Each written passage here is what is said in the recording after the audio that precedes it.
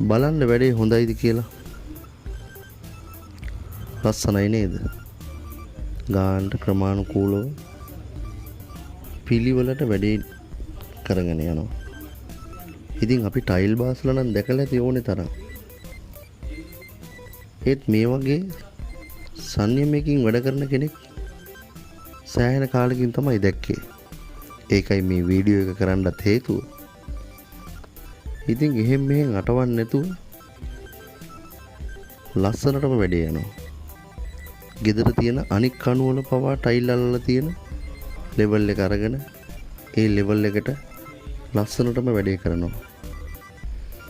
ඉතින් මේ වීඩියෝ එක බලලා අනික් ටයිල් බාස්ලා නම් ඉතින් මට බනි. ඒත් අගය කරන්න ඕනේ එක්කෙනා අගය කරන්නම ඕනේ. ලස්සනටම පිරිසුදුම වැඩේ කරනවා. කාලෙකින් තමයි මෙහෙම බාස් කෙනෙක් දැක්කේ.